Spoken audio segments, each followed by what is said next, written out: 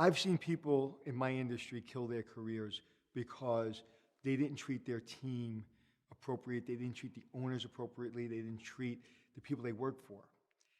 I'll give you an example where I was a general manager of a hotel, and a young man came into my office, and we were talking, and I was making fun of his hair because he had this beautiful hair. I didn't have any hair, and I said, I couldn't let you work for me because you have all this beautiful hair, and I'm bald.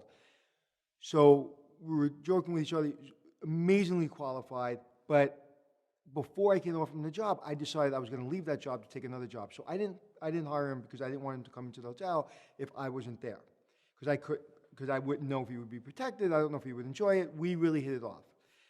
15 years later, maybe a little longer, I'm going to interview for a general manager job in New York City. And sitting on the other side of the desk was this gentleman that I was going to offer an assistant general manager job for. Now he was vice president in the company that I was going to be the general manager for. He's become a good friend of mine. He's the senior vice president of one of the major hotel companies in the country. But because I treated him with respect and we had a great dialogue, he actually became a great friend of mine, and he went on to a great career. But at that moment, when I went into the room and was looking for the general manager job, he could have blown up my career at that moment if I wasn't respectful to him. So that moment of frustration, that moment of anger that we all have, we all experience in our jobs, take it and do something with it. Put it in a box and take it out of the building. Take it away from your colleagues. The person that you're complaining to at the water cooler is the same person that's going to tell the human resources director that you're complaining. Or maybe a person that has a job that can promote you 10 years from now or 5 years from now, but they're going to remember the moment that you complained. Give you another example where I almost blew up my career.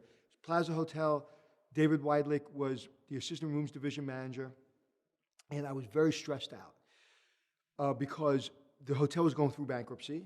And I remember that I was just so stressed because we went from 23 desk clerks to like 12. So I had to do a lot more with less, and I was always upset, and I was always telling David how upset I was, and it wasn't fair. And it was a winter day, and he came in his office, he goes, come to my office. And David's a very nice person, never lost his temper with me, but I knew he was upset.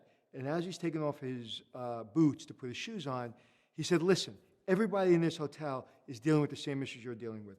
We're all doing more with less, and you have to ask yourself, do you want to work here or you don't want to work here? Because we don't care. It's up to you.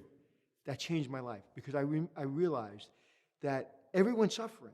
So let's just do it together as a team. And he was a great leader, and then we'll get to the promised land. If I complain, eventually I'm going to get fired. And everyone's going to know me as a complainer. David is a good friend of mine to this day because I listened to what he had to say. I almost blew myself up.